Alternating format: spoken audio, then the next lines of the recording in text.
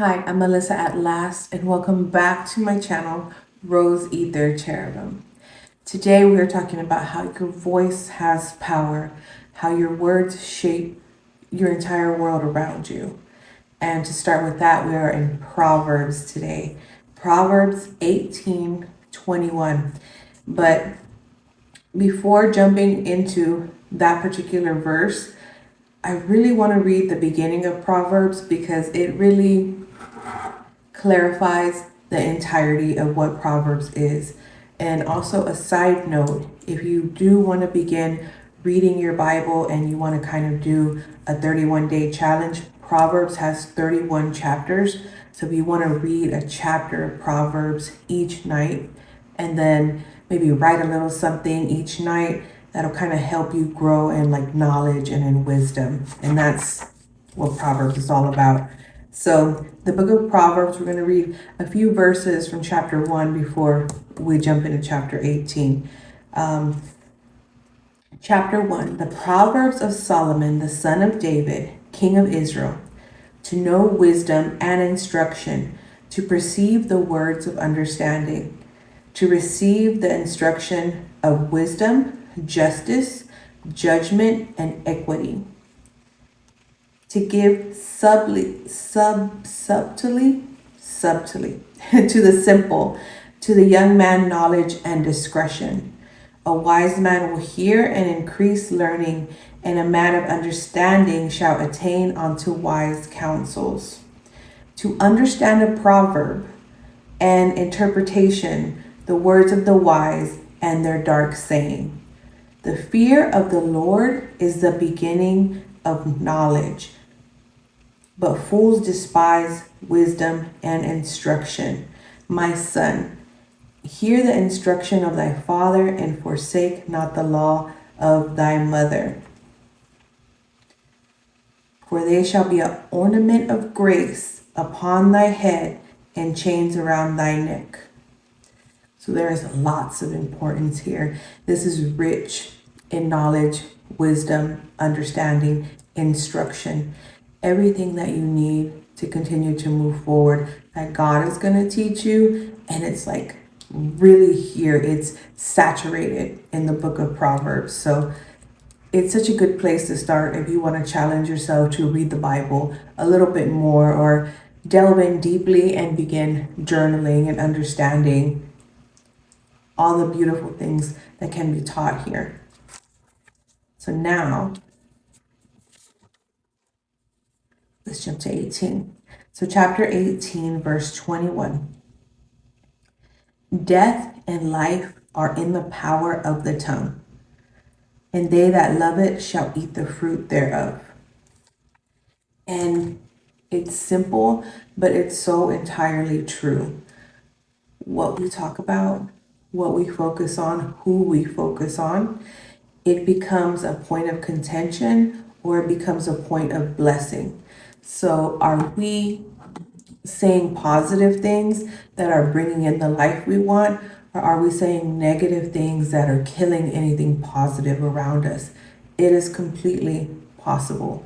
Now, we've been in experiences where we've let something out and it's like, oh, what can be worse? And then it does get worse. That's why people say, don't say that or don't act that way, because what we say, what we resonate from here out, from our heart out, it has power, and it always has from the beginning of time. That's why when they say God spoke and he spoke things into existence, okay, and then he made us. So we are going to have that power too.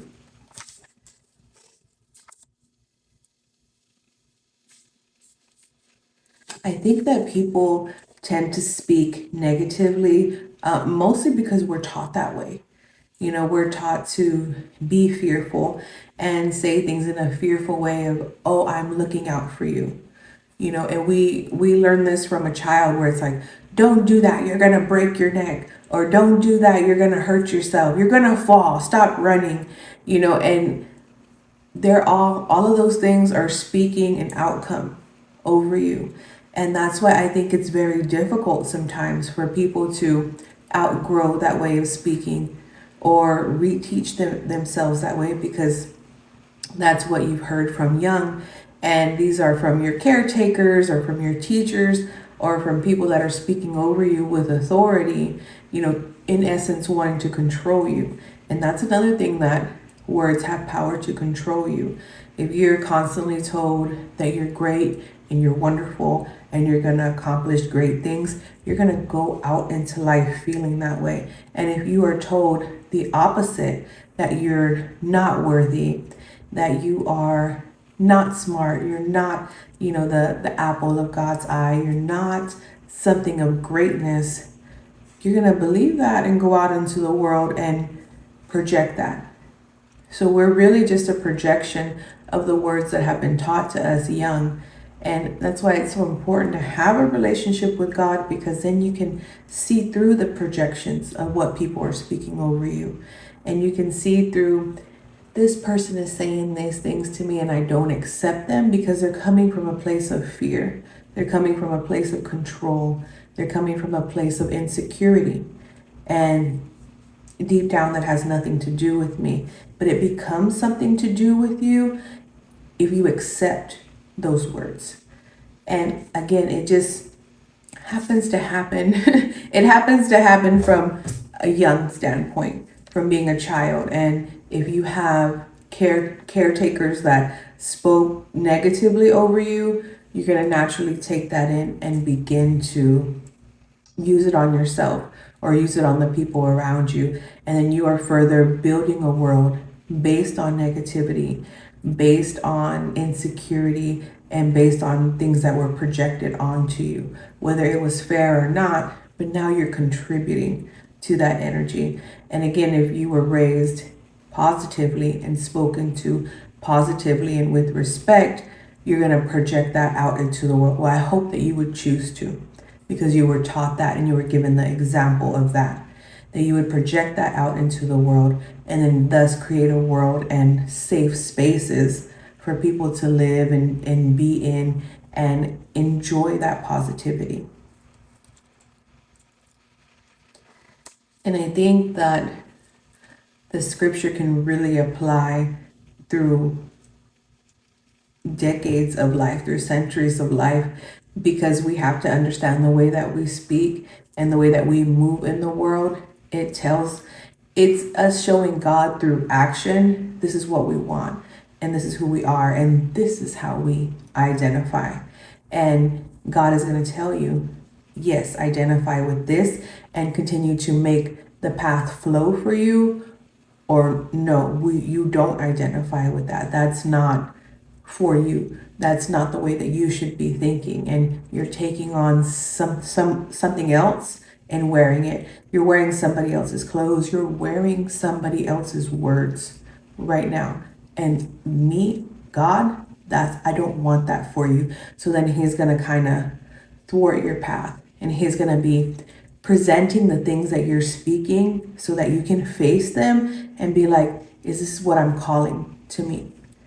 And a perfect example is if someone calls you some sort of slur or some sort of curse word, are you going to turn around and look at that person? A lot of people will, because it's like, who do you think you're talking to? But a lot of people will be like, that's not my name. That's not who I am. So I'm not going to turn around and answer to a person that's calling me, an F this, or you're a B that, or a C that. Like, I'm not going to answer to that, because that's not who I am. That's not my name. And that's what I don't deserve to be called. But again, some people will turn around and fight that person, when it's in reality, if you're not that, don't turn around and face that, because whatever they're saying, it should never match your energy to call you forth and get you to act in a certain way. So that's why it's vital that we don't step into that type of energy. We don't match energy. Like, if it's not the same of where we're at in peace and in happiness and rooted in God, then it's not for us. It can go ahead and pass us by. And you may seem what people want to call like a coward or passive, but it's just like, it's not worth taking in that energy and it's stirring up inside you. You work hard to keep, your vessel clean and clear and to live and be in the spirit. So don't accept anybody else's spirit in projections and let it get you riled up. And I know that there's going to be circumstances where you still get riled up and you still stand up for yourself, and that's okay. But again, the most important thing is to return to God and return to peace, return to that center energy that you work hard to keep yourself in. That you do the work to make sure that you're in that good place. And no one has the right to come in and mess that up or attempt to or try to. And that's where you make sure that your boundaries are held firm so that doesn't happen. A big thing for me that I used to do is I was very like, maybe, or will I think. So I was wishy-washy in my words. I wasn't firm. And I definitely wasn't firm in boundaries, or if I loved somebody and I was saying something and they were not agreeing with it, then I would just kind of step back on what I was saying to keep the peace. And that didn't bring me in life what I wanted. It really brought me average situations that were kind of pleasing but not pleasing to me, and where I had to do a lot of compromising because I was constantly compromising. I was constantly compromising my integrity to be smaller so that people could accept me in the family I had built and in the people that I had accepted to be around me. So that was something that I had begun to learn, that once I eliminated people who were eliminated their access to me, people who weren't around me for the right reasons or felt that they could belittle me or speak over me, a lot of what I began to speak in my confidence and things that I wanted and how I could express myself freely, that encouraged, and then it brought more things into my life that I loved, that I enjoyed, and experiences that were so fun to me and made me so happy and made me smile big and made me laugh loud. Those things began to be more because I was showing God that I'm not going to shrink for nobody, and I'm not going to compromise anything that God hasn't asked me to compromise. I'm not going to bend over backwards for man, and I'm not going to dim my light so that other people are more comfortable to be around me. And it happens a lot, and it happened with both sexes, men and women. I got told to shut up a lot, and a lot of times I would just shut up to avoid being looked at as somebody who was like bitchy or nagging or didn't know when to shut up and let it go. And a lot of times you're correct and you are expressing that, and it becomes undoubtable that the other side is incorrect, you're correct. That's beginning to manifest not only in the world, but in the minds of the people who are witnessing the interaction. And that's why they want you to, they're going to do anything possible to get you to not continue saying what you're saying. And again, there are times that you just back it off for the sake of peace. And there are times that you got to stand up for yourself and say what it is, especially if it's a person who you're already kind of understanding is not going to be around. So it's just like, you know what, I'm going to say my piece and then I'm going to go. And there are times to do that. And I would suggest, though, fully just being not like ending the situation before it even gets to that point. Because again, it's not worth your peace. It's not worth you getting red in the face, your blood pressure going up. No, nobody is worth that. All right. So that would be my suggestion, and not shutting up just because somebody told you, which is what I used to do, but just leaving it alone because I'm gonna let God handle it. I'm gonna stay in my peace. This whole situation is not worth what it's going to cost me. And the price of your peace is like sky high, right? Higher than gold. So no interaction, no winning an argument is worth thwarting that. And again, the more you're getting out of your peace, the more you're using your words without that knowledge, without that wisdom. Because anger, just like panic, just like depression, it tends to like fill up our mind and mess our vibration, where it makes it harder to hear God. It makes it harder to connect on the greatness and the goodness of God.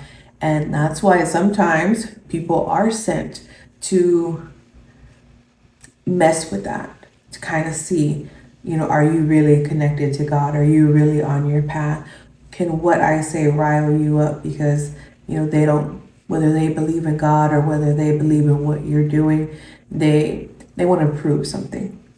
And when people have an agenda like that, again, the best thing to do, remove yourself. Remove yourself from the situation and let people think what they want. So I think, not I think, I know. You see the difference between those things? I think I want this, or I think this is the best way versus no, this is the best way. You can see the difference in the confidence. What I had to do personally is I had to stop speaking so much and telling people my ideas or my plans, because when you tell certain people your plans and they don't come through, you know something's going on.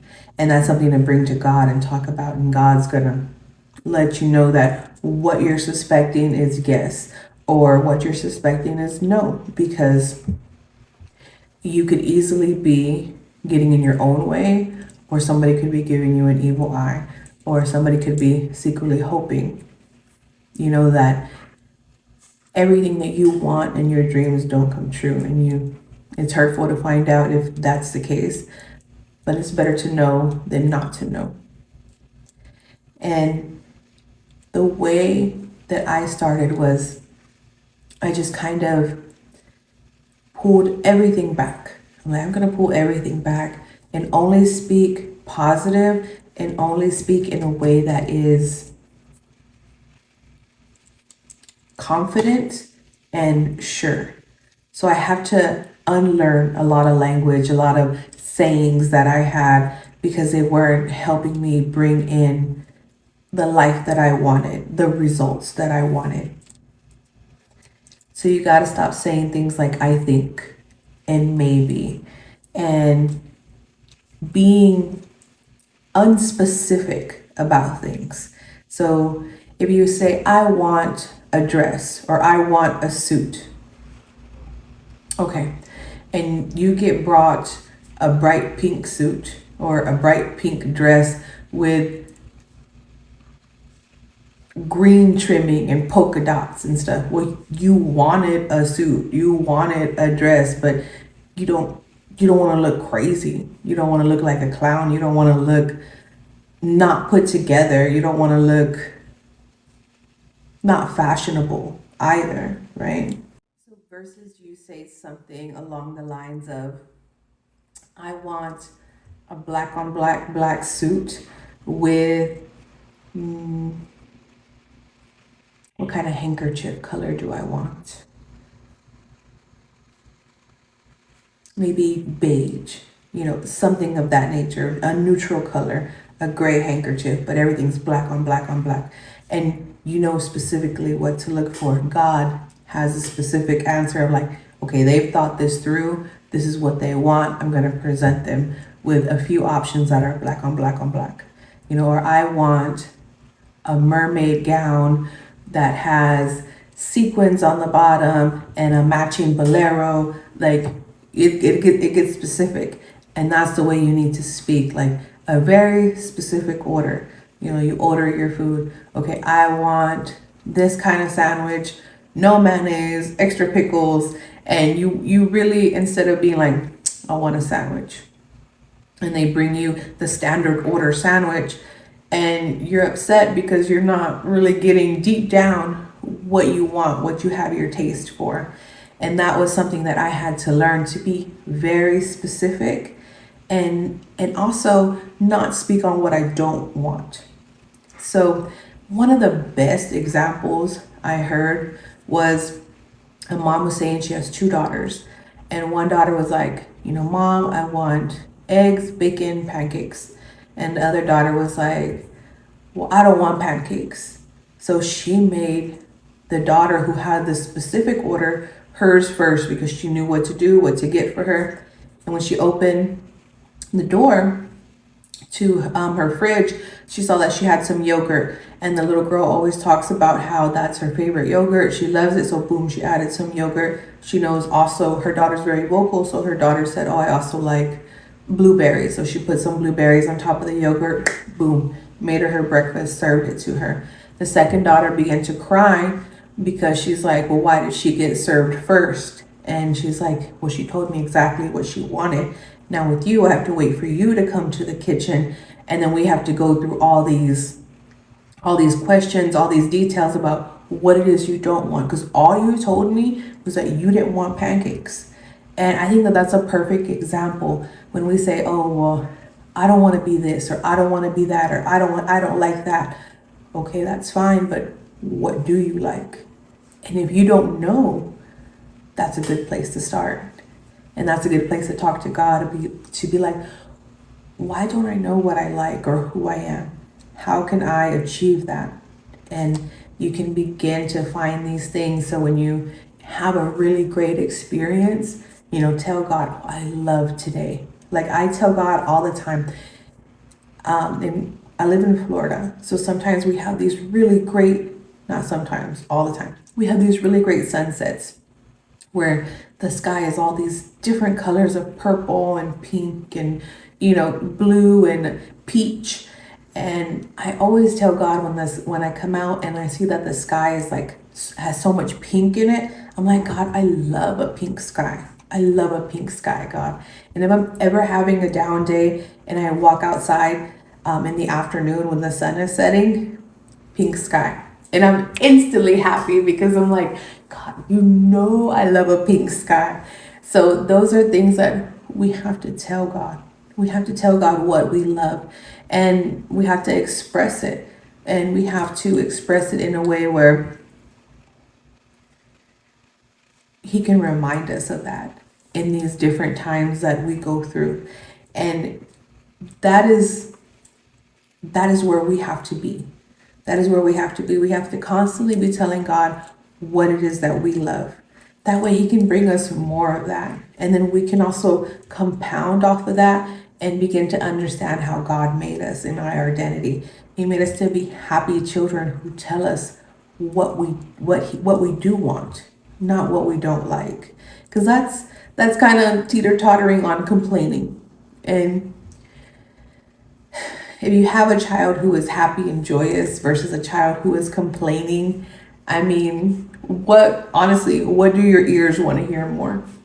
So we can bring more of what we do like.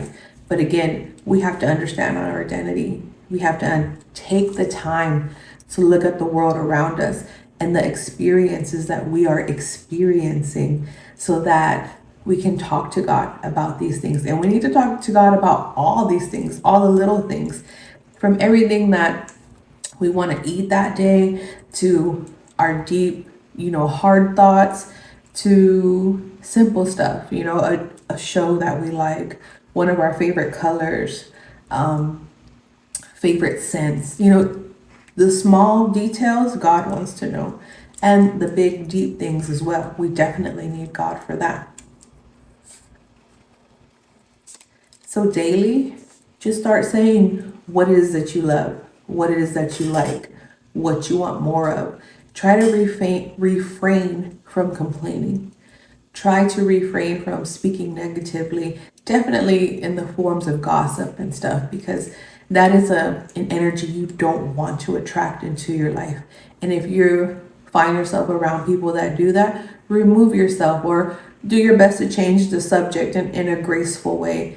bring God up as much as possible and speak that out into the world. And the world is going to reflect God back to you in different types of beauty, in different types of mercy, in different forms of love.